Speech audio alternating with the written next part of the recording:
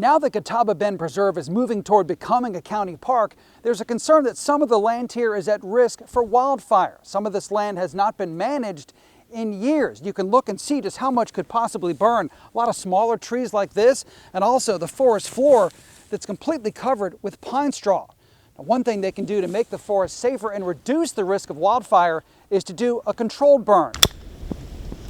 That's why forestry experts will soon burn about 75 acres of land in the park. Roy Boyd and Alan Abernathy with Associated Land Management will oversee the burn. They've done this hundreds of times. Boyd says fire is not a bad thing in the woods. In fact, it's critical to the health of a forest. You allow more sunlight to reach the forest floor, which you're going to get a flush of vegetation to come back, grasses and things like that that wildlife will feed on.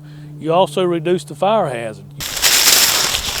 Hear how crunchy and dry those leaves sound under our feet? Drought conditions and low humidity are ingredients for wildfires. The rest of the ingredients are right here. Thick pine straw, fallen limbs, dead trees, and lots of brush. All of it is fuel that fire loves. And over time, as that builds up, it just becomes a kindling out here for a fire. If somebody throws a cigarette out or a match or whatever, it's going to ignite quickly and it's going to spread quickly on the right day. With so much fuel, flames can easily climb a tree, turning it into a Roman candle, throwing embers into the wind, risking spreading the fire.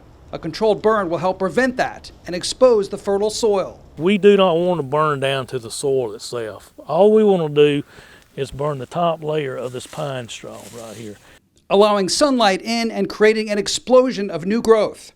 Over the next 3 years, the county plans to burn about 300 acres of Catawba Bend Preserve, improving wildlife habitat and protecting the forest from wildfires. They'll use bulldozers to cut a fire break several feet wide around the burn area, and the gravel road leading into the park will serve as a fire break on one side.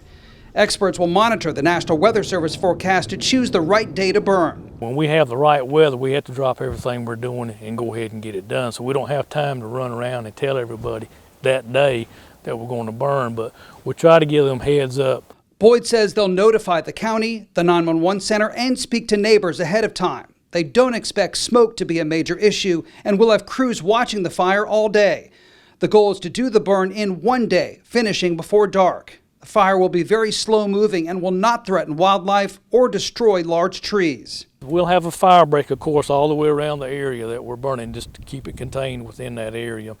And then we'll patrol the line once the burning's over with. And you're going to have some stuff smoking out there, stump holes, old stumps, down trees, and things like that. Anything close to the fire break that has the potential of possibly crossing over the fire break, we'll take care of that. Funded with grant money, the controlled burns will be of little to no cost to the county. The recovery is faster than you might think. By next spring, nature will bounce back and the charred earth will give way to new green.